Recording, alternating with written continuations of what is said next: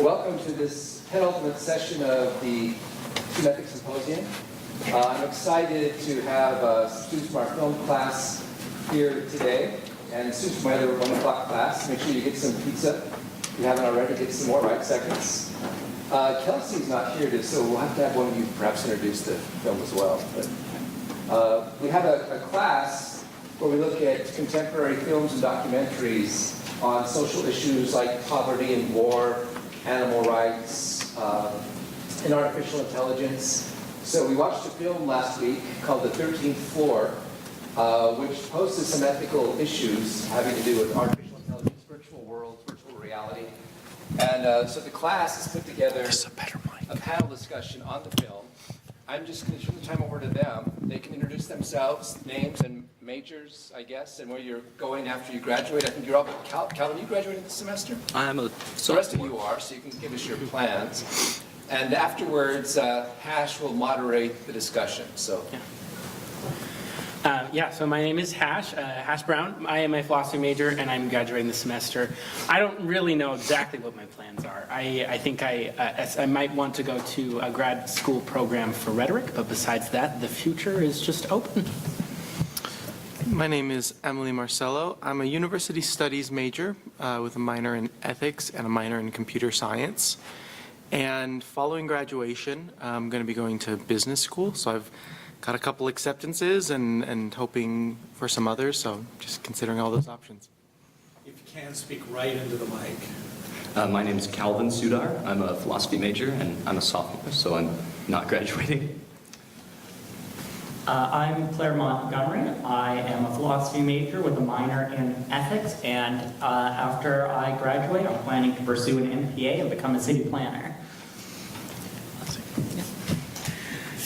So I guess I'm the moderator, so I'll give a little bit of a summary of the film. So we watched this together in class.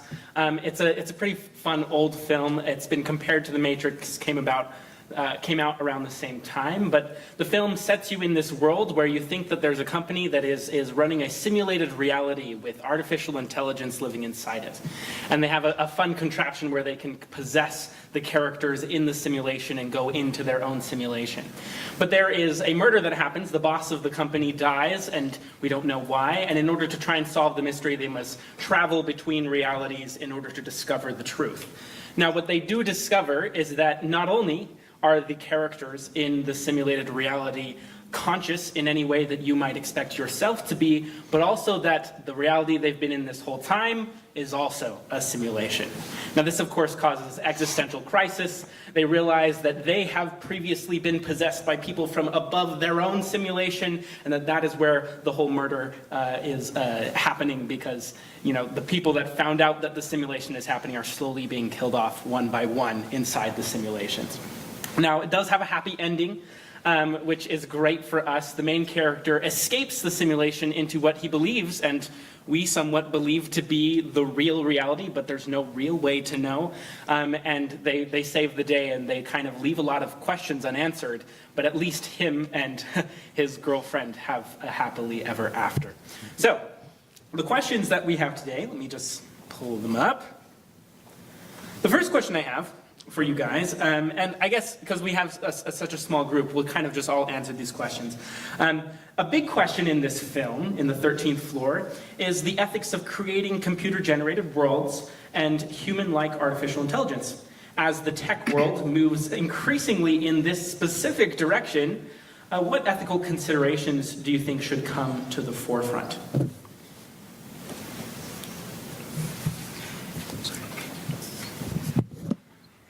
Well, before I answer your question directly, the thing I find interesting about it and why sci-fi and virtual worlds and AI makes for an interesting framing to talk about ethics is because I think in a lot of ways the question of what are the ethical implications or responsibilities we have when creating a virtual life and consciousness could actually just be applied to the creation of flesh and blood living organisms.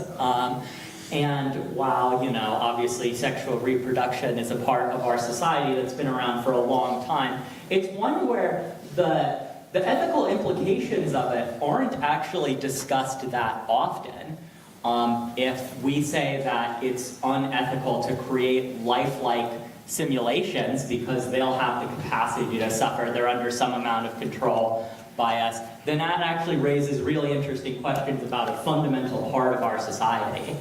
And so, with that, I'm actually just going to open it up for maybe somebody to answer the question more directly. I just wanted to point out that there's some interesting parallels there to things we don't normally think about in terms of ethical terms. Let's see. I personally don't feel that there is, I don't feel that there are serious ethical issues with, yeah, I'll trade you. Speak right into there. Yeah, I don't personally feel that there are serious ethical issues with the creation of a digital world, like you mentioned, Claire. I think that we create things all the time, and those things are prone to suffering and might have difficult, circumstances. And I think that those are all well and good. To me, what is the most interesting question is, how do we differentiate our intelligence and the intelligence that in the film, these intelligences living within the digital world cannot distinguish between themselves and the quote-unquote real world. And I don't know if the film ever, I think perhaps there's an angle to be drawn of, well, what even is the real world? And if it's real to these beings living within this virtual simulated reality, does that mean that, is that any different than beings living in our reality? So for example, if I am playing in a virtual game and those beings feel and have the same existence as humans, is it ethically different for me to kill somebody in the real world as it is for me to kill one of those virtual creations? So, and I think that begins to get at our question of where we draw our source of right and wrong. So if you say, okay, well, yes, if they can feel pain, if they can experience difficulty, then sure, it might be wrong. But I think, again, I would ask the question of, is it wrong to kill in modern video games, and like our current ones right now? And I think that begins to get at some interesting questions of where we draw our concepts of right and wrong. Kind of on that note, I think the big distinction I want to make is that because we can't ever really determine if we are living in a simulation, if we're able to create a simulation, then we kind of have to keep a lot of the ethics that we would apply to quote-unquote real-world scenarios. I think we kind of have to apply to these virtual ones as well, because if we could really establish that any individual within our simulation we've created has consciousness, then kind of like you were saying, we can't make a clear-cut distinction, and there shouldn't be a huge difference, I think, in ethical decisions between virtual consciousness that exists in a way that isn't distinguishable from our own consciousness. So it looks like all three of you have at least some portion of your position is that there's a parallelism between simulated worlds and this world. Maybe it's that if it's a subjective experience for a simulated reality that's just as real as ours, or that we can't determine whether or not we're in a simulation. But I guess I want to bring us back to the current state of affairs in the tech world. We are creating simulated worlds quite a bit. We have a lot of virtual reality craze going on right now. Do you see any issues coming from the creation of these, simulated spaces specifically?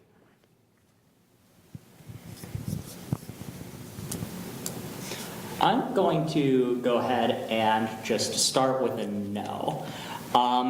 And that I do think there is something to be said for philosophically, it's difficult to establish conclusively that even other human beings have a conscious experience. But practically speaking, we have to just take it that they do.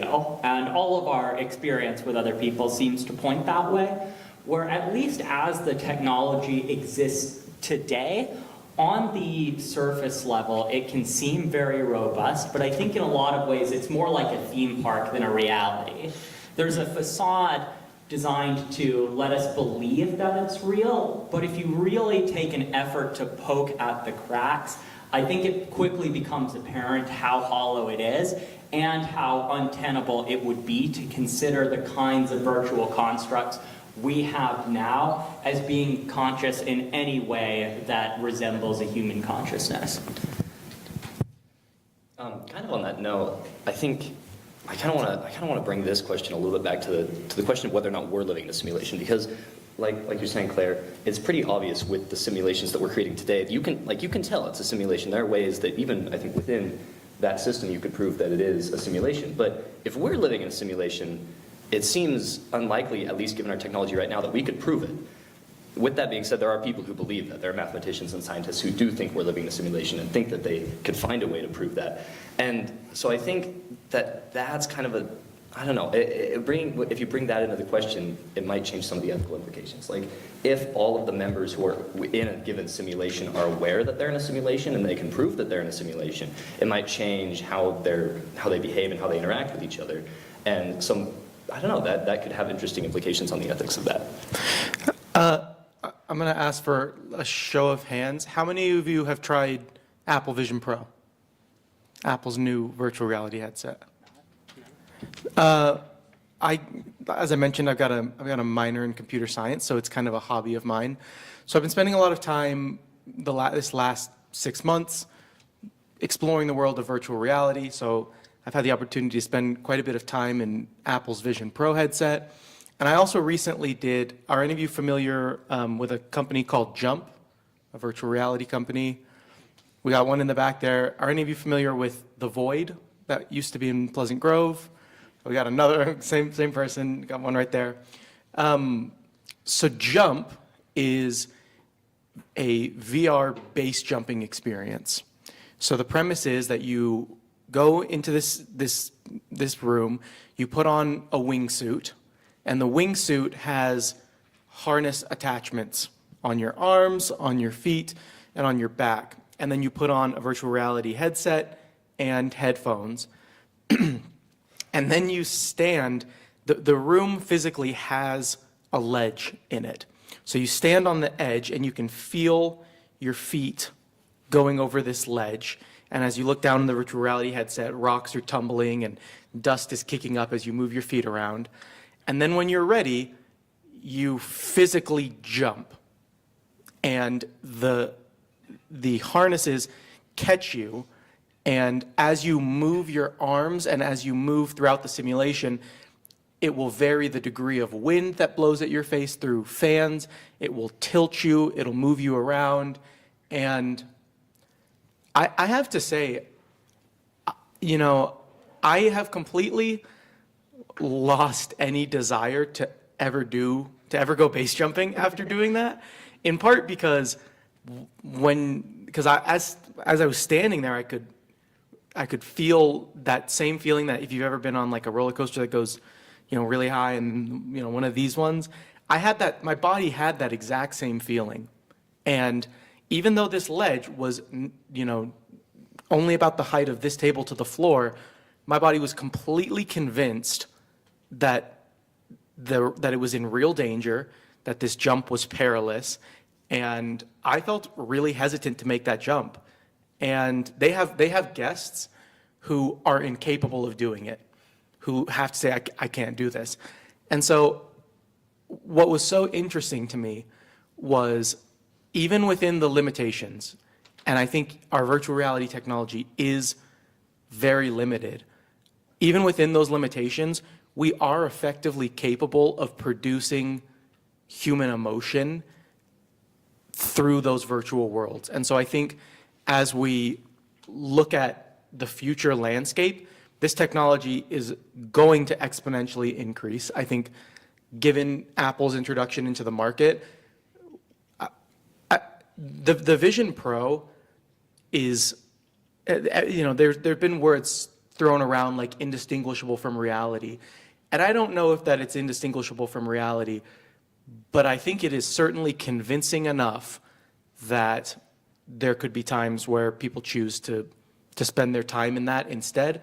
And so I think this idea of, well, we can't simulate things, so, you know, we'll cross that bridge when we get there. Guys, I think we're at the bridge. I think within 10 years, I think it'll be virtually indistinguishable. So I kind of want to bring this back because this is an ethics symposium, so we need to talk about the ethics here. And I want to get at this idea that you kind of all been talking about, this idea of thinking of something as fake or thinking of something as real. Maybe a virtual reality is convincing. You see it as real. Maybe you are on the internet or in a virtual space and you know that it's fake, that it's hollow. And this affects our behavior in a really serious way. And I want to think about specifically the internet, which we can see as kind of a simulated reality, and how people seeing it as real or fake affects their behavior. And I want to hear your thoughts on the ethical implications of that judgment, the judgment of, oh, this isn't real. Because that's something in the movie. These people judge their reality to be fake and start behaving very immorally. So I want your thoughts about how that relates to reality. Claire. Yeah, I think this is a good point. In the movie, there's two employees. The first one, is his name Decker? It starts with a D, and then he's got another friend who works with him. He's got long blonde hair. He doesn't come up that much. But their behavior within the virtual world they've created is very different, and it's reflected in their attitude of how they talk about the people in there. Decker, who is our hero, says that, you know, those people in there, they're just as real as you or me. And so he treats them with respect as human beings. Whereas this other character, he is, you know, the programmer, and so he sees it much more of, you know, they're fake, they're programmed, so he feels he has license to treat them in whichever way he sees fit, which the film portrays as villainous. And I do think that there is an interesting parallel, especially when you talk about, like, the internet, is I do think this distinction exists a little bit, where there are people who treat the internet as, well, you know, it's not a real place. They essentially treat the people they interact with online, where because they're anonymous, they don't know their faces often.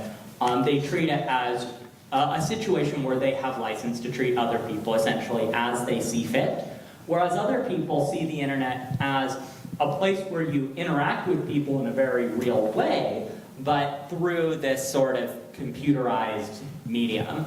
And that has big implications for how we treat people. And I think it leads to conflict between people who have these different views of how you're supposed to behave on the internet, whether it's social media or in a video game or what have you.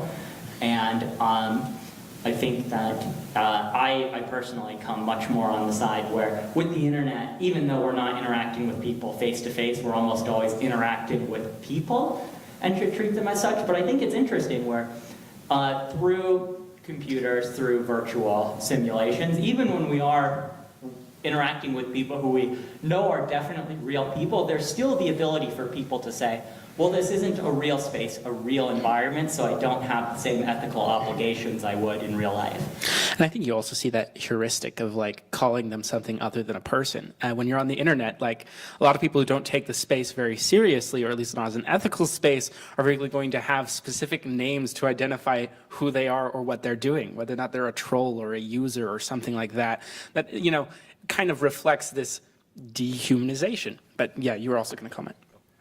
Yeah, and on that note, I think, you know, if we think about the internet, right, and we think about the ethics of the internet, there's obviously implications to how you treat other people because, in a sense, you can affect their subjective experience of reality, right? Like if you hurt somebody's feelings, that affects how they experience things, right? So, you know, it's not nice to hurt people's feelings. But if you're dealing with, like, a bot, you know, what if you, like, get frustrated with a bot on a website and you start, like, you know, like keyboard smashing or whatever, like you're saying insulting things to this computer, this AI, like, is that unethical? And I mean, I'm very tempted to say it doesn't really matter because the bot probably doesn't have feelings, but, you know, like Emily's saying here, the closer we get towards, like, you know, this becoming a possibility, there actually might be, like, ethical implications of, like, you know, mistreating the bot on somebody's website or being mean to an AI, and eventually we might not be able to tell, like, you could be on a chat and there could be a bot commenting in the chat, and you might not even know that it's, like, it's AI, because you could just think it's real. And so, like, then how do you differentiate, you know, while using the internet between actual users and AI? And is there a difference? Should there be a difference between how you treat them?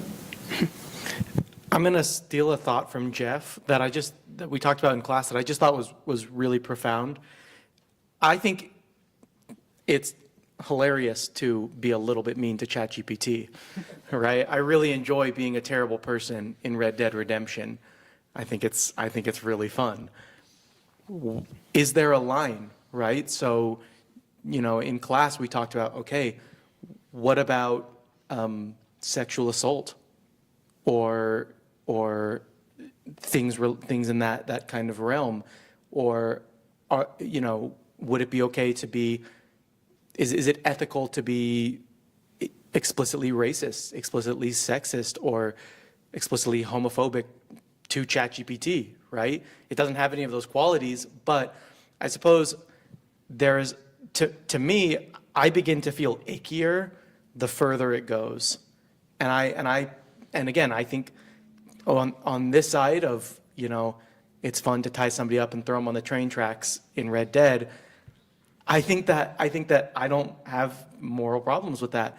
But as that line begins to go further and further, I personally begin to feel uncomfortable. And so I think that very fact gets at the question of whether or not our ethics should be derived from merely whether or not that existence that we're interacting with is capable of feeling pain. And I think this gets at a question of right and wrong being inherent to actions versus right and wrong being the result of being determined by the result of actions. And so for me, that's kind of where this naturally leads, is if the AI can't feel pain, it doesn't experience that, does that mean that I have carte blanche to do any number of heinous crimes? And that's ethical. Did you have something to add? I just wanted to go very quick and say that sort of between the two frameworks you proposed, whether actions are right or wrong because of their impact, essentially a utilitarian view, or if certain actions are right and wrong in and of themselves, which is closer to a duty-based or a deontological ethics. I actually think there's another option that might actually be particularly useful in this arena for framing what kinds of actions within a virtual space we consider right and wrong, which would to look at it from the perspective of virtue ethics, which is to ask the question of, does tying somebody up and putting them on the railroad tracks in Red Dead Redemption 2 make you more likely to be somebody who would tie somebody to railroad tracks? I think in that case, there's good reason to believe the answer is probably no, but with some of the other things would, being explicitly prejudiced, whether that's racism, sexism, homophobia, in the context of a conversation with ChatGPT, foster thinking in those terms and embracing those kinds of attitudes outside of your relations with ChatGPT. Is it something that's going to make you a less virtuous person by acting in that kind of a way? And I think when it comes to things like attitudes and how you think about things rather than specific actions like tying somebody to railroad tracks, I think it becomes a lot more plausible that there is actually a real ethical harm with engaging in some of these behaviors, even when there isn't any practical consequences of harming a person from that action directly. So this has been some serious ethical application to the realities of the simulated parts of our world, but I want to entertain the premise of the film. The premise of the film is that your entire reality is simulated. And so the next question for you guys is, if you could learn, like the characters do in the 13th floor, that your life was running on a server on the 13th floor of someone else's reality, what do you think it would change your behavior? Do you think it would affect you? And importantly, I also want to keep in mind, are there any analogous human experiences that you can draw from that kind of relate to this idea of a radical shift in the view of your own reality? Yeah, there are. Well, for the last part of the question, it sounds like some of the other people on this panel are ready to jump on that. So I'll take the first part. In what ways would it change, how I look at the world, my behavior? I actually think, or I'd like to think the answer is very little, because whether or not it turns out there's some realm, some world that's more real up above this one. Just a quick aside, I think the fact that everybody tends to use this vertical metaphor where the real one is higher and the less real one is lower is interesting, but I'm just going to set that to the side. That the relationships I still have with people, how I treat them, is still real to me. Whether or not from the perspective of the people operating this supposed server, my world is a simulated one, it's still my world, right? So for all intents and purposes, everything I care about is here. And so finding out that from the perspective of another place it isn't real doesn't really change how I should view it. I think that if we get into the more specifics of the movie where it opens up the possibility that, you know, somebody's body and life could be taken over for 2 hours at a time, that has some truly frightening ethical implications. But assuming that the direct interaction between the two is limited, I think our obligations remain the same. I also just want to quickly point out, in the film, one of the things that I particularly liked about it, and I think a lot of us liked, is that you get a really good view of all of the different ways you could possibly react to it. Some of them take it well, some of them take it murderously bad, and others have a similar attitude to this. I'm thinking of the detective seems to have this attitude where he's like, okay, when you get back up to your reality, just leave the server running and don't bother us again, because this is my world. And so that would be one reason to watch this film, is you get to actually see people act out the different ways that you can react to this. But you guys also had thoughts. I think the low-hanging fruit in terms of a fundamental shift in your morals and worldview is probably a religious faith crisis. I think that's a very easy example of saying, well, I have this entire worldview that is almost, it's not and I'm not saying that a religious worldview is the same as the idea that we're all simulated, but meaning the loss of a fundamental belief that you had, and then the transition, and then the questions about what does that mean for the rest of my life, I think is kind of right there. But I also want to highlight that I think we all experience, I think every human experiences this kind of situation at one point or another. I'm going to pick another example that I think is probably that I think is more poignant for me. I think the loss of recognizing the flawed nature of my parents. So if I have a worldview that what my parents taught me is correct, and I've been operating within my world in this realm of, okay, these are good things to do because that's what they told me. And then that world is shattered when I see a fundamental flaw in it. How do I then grapple with all of the actions that I've been taking up to that point? And how do I determine where I go from there? And I think I have found the most useful and the most helpful to be, instead of just an inward reflection, to turn outwards and to begin thinking about those direct consequences of my actions, thinking about the way that I interact with others, thinking about, am I creating fundamental good, fundamental bad? And I think that those concepts of how we interact with one another, to me, would apply regardless of the universal framework or specific minute frameworks that we live within. On that note, I like that you point out that, like, you kind of need to evaluate the consequences of your actions, at least on this point, right? Like if we start to if we assume that there is a quote unquote higher plane, whether that be a world outside of this simulation or an afterlife, or either of those religious concepts or simulated concepts. If we start to take either of those for granted, it can impact our ethical actions in a negative way, I think, because I think the kind of baseline for evaluating any of your choices should be what consequences it's going to have on this playing field, right? Like we need to think about how they're going to affect others without taking into account whether or not we could escape the simulation and get to reality, right? And if we start to think about treating each other as like computer simulations and things like that, that really has negative implications. I realize, Ash, this is going a little bit away from your question, so I hope Go right ahead. Forgive me. I actually think I want to respond to something you said about this question of, should we focus on, like, if our world is simulated, should we try to escape the simulation and go to the real world that's running it?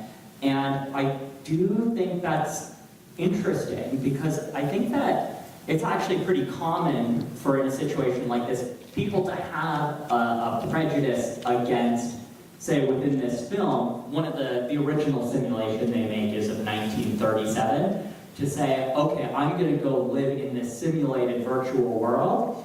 I think a lot of people would say that's not something, you should do. You shouldn't abandon the world to go live in this simulated existence. And I think it's worth wondering where, if our world is a simulation and, is escaping that to go to the real world, isn't that just the same thing? Or is it a prejudice we have that the world that's running the simulation is more important, more intrinsically valuable than the one that's being simulated? And I struggle to find what the actual justification for that would be. Because to me it seems the same. It's still abandoning, the world for some different one that you find preferable. It's just a matter of what direction you go. And I want to point out the movie, it kind of, I think, rewards this thinking, because there are a few people who try to leave their reality or go permanently into a simulation.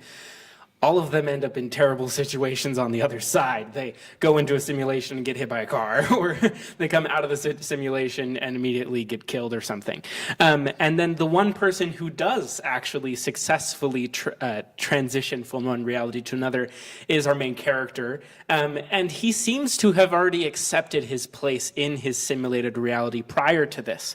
And so it doesn't seem like it's motivated as a type of escapism, but rather as a type of redemption for the character who has accepted his reality and then kind of by fate is pulled back into the real reality as almost a reward. At least that's kind of how I interpreted the end of the film. So real quick, the last thing, I want, on a scale from 1 to 13, how likely do you think, just personally, that you're living in a simulation? Okay, can I add one quick thing on the last thing we said? Okay. I got like 2 seconds, all right?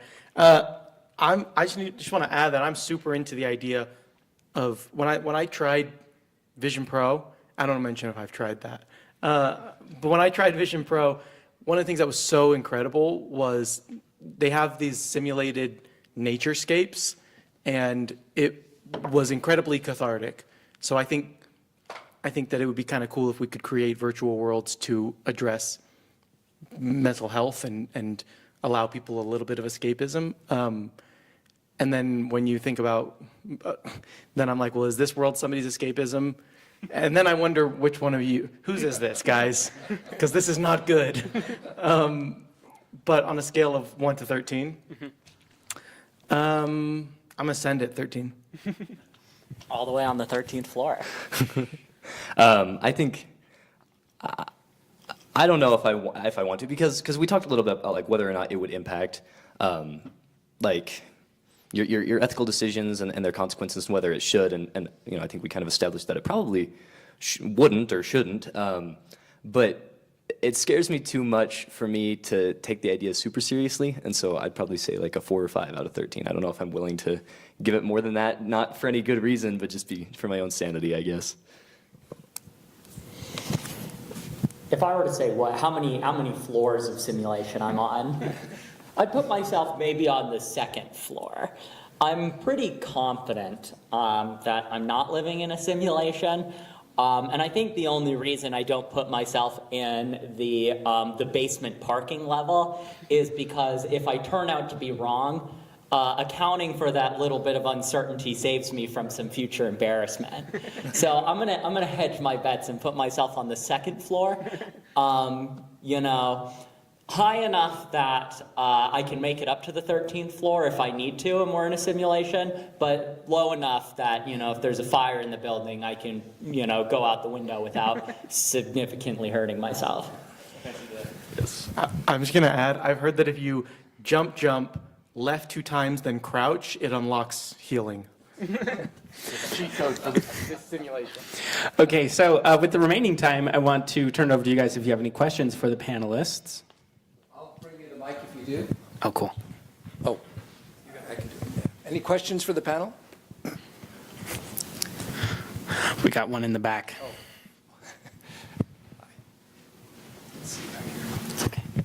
So if it was a server, right, like we're on a server, would it be murder if we turned off the server, or would it just be turning off a server? It's a good question. I don't know, because in my mind, I think that something about murder in my mind has to be kind of personal, or at least you have to see it as something as you're like killing a person. But if it's just like what if it was just power outage? Is that a mass death? Personally, I think that if you were intentionally trying to end people's lives in a simulation, if you didn't want them to keep existing, I would see that as murder.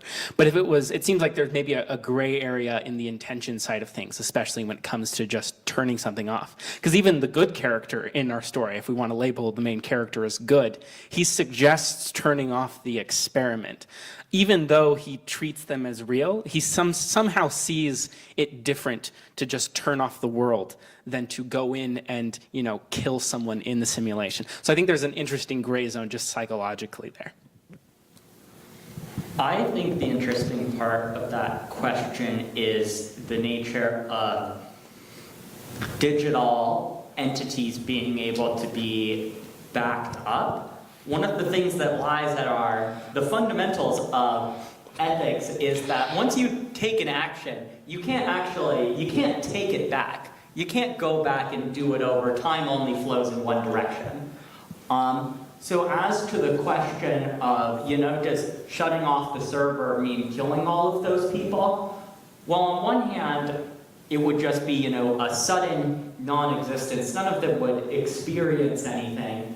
But furthermore, I think where it gets difficult to answer is what are the implications if you then restore the server but just roll it back a couple of days and then continue the simulation? From the perspective of people inside of it, they would never even know that it happened. And so, boy, I don't even know how to answer the question of if it went down, do you have an ethical obligation to start it up again? If something terrible happens, like what are the ethics of going back, restoring a previous point, and then altering the situation such that that doesn't happen? But I don't have an answer. Once I realized you can just essentially reload a prior point, I need to rethink all my positions on this. I think you can only murder something that's alive, in my mind, so I think that then are they alive? I think that's the question that I get to, and I just like it. I wonder if, in a different paradigm, if the gods sit up there being like, okay, would it be murder to do, I wonder, these are such creator level questions, and I think that that's really, really cool. Did you have something to add? I just want to point out real quick, there's a cool affinity between this question and the last man, problem in ethics that you addressed. This idea of if you're the last person on the earth, it doesn't matter what you do, because once you're dead, it's over. Or at least it's over for humanity. There's at least a similarity between that type of question and that question. Any other questions?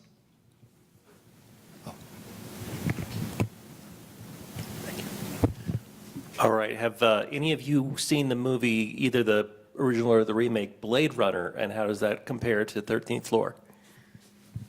I love this question. Go. I have seen both the original Blade Runner and the remake. I'll start by saying I think 13th Floor is a better film than the Blade Runner remake, but a worse film than the original Blade Runner.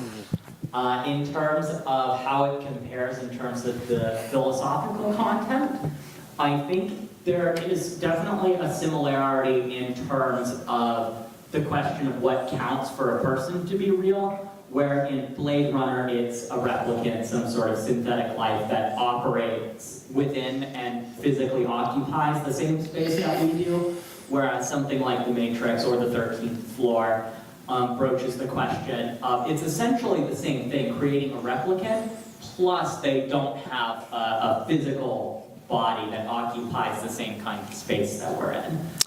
Okay, strong disagree on the film and now like how good the films are. I love the Blade Runner films, and I loved the sequel too. But I think I would say that the films are focused on slightly different things. It seems that the relationships between replicants and people in the Blade Runner universe begs questions of bigotry and exclusion more so than the 13th film is going to, the 13th Floor is going to.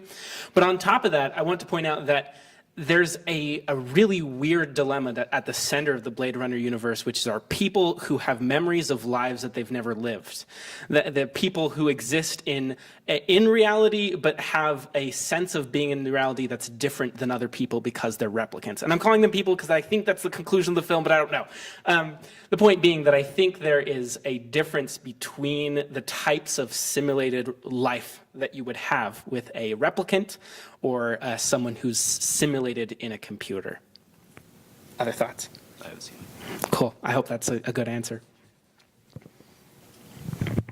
Yes, this might be a little bit off topic, but I was just wondering, you were talking before about the implications of actions in alternate realities, and I was just kind of thinking about, are there implications or ethical considerations for you doing the actions? I think we kind of brushed on that, but like, you know, is it morally wrong to do an action because of the effect on you and kind of what it does to you versus what it does to the simulated person or the people? Thanks.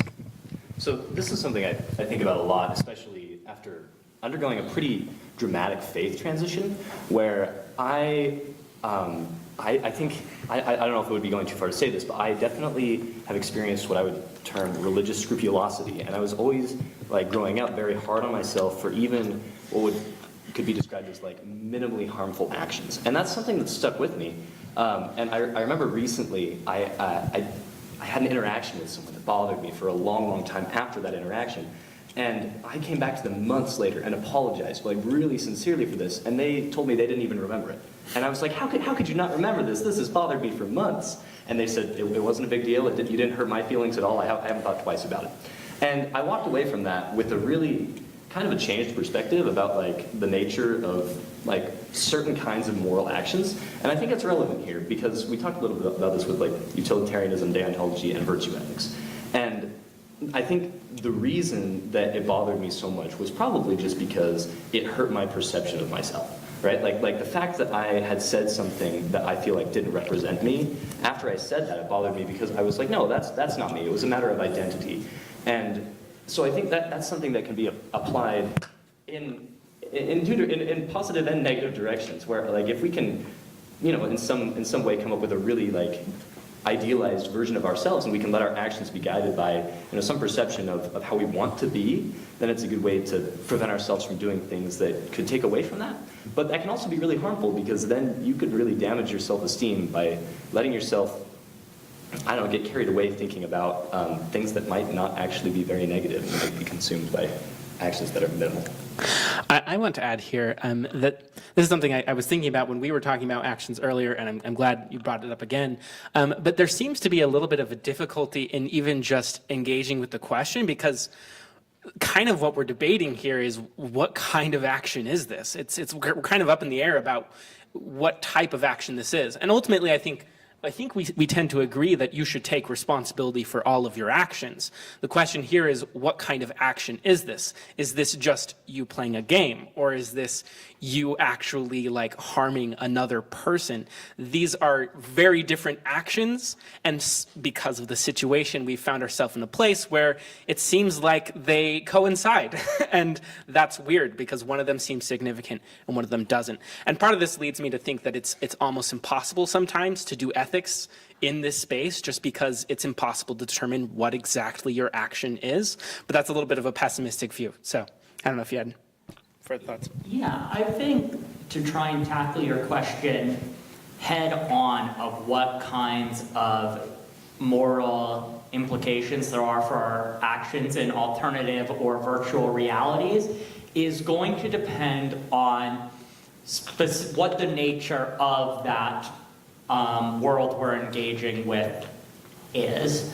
For example, if we're talking about something like a video game world simulation that exists today, especially if it's one that's single player, I think that we can't really plausibly conclude that there are other people involved that we have ethical obligations to beyond ourselves.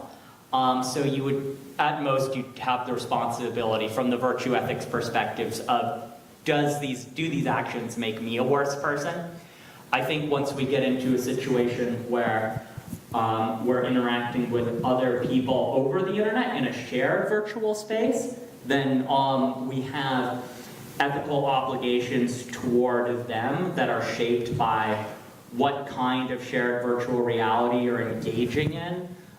You might have ethical obligations to, not treat them poorly through things like verbal abuse, but if you're playing something like Call of Duty, shooting them might be fine within that sort of shared fiction you're engaging in, where obviously shooting somebody in real life has very different implications. Once we get into the 13th floor style, like biosim, where it is, for all intents and purposes, indistinguishable from our existence, I think it becomes a lot more plausible that the entities we're engaging with have all of the requirements to be treated like people, and so all of a sudden we have the same moral obligations interacting within that space as we would interacting with people in our everyday flesh and blood world. Something that I want to kind of address your question with is another question. Is morality a muscle? Do we have to engage in moral action to grow it? And does engaging in immoral action weaken it? And I think to a degree, yes, I think so. But I think that if you have a Kit Kat on Easter, I don't think that that means you've lost all your muscle. So I think it is important to grow and maintain morality, but I think that I love your caution of scrupulosity. I think that's really important. Is that all the time we have? That's all the time. Let's thank the panel for that thoughtful, wonderful discussion. That was excellent. Thank you.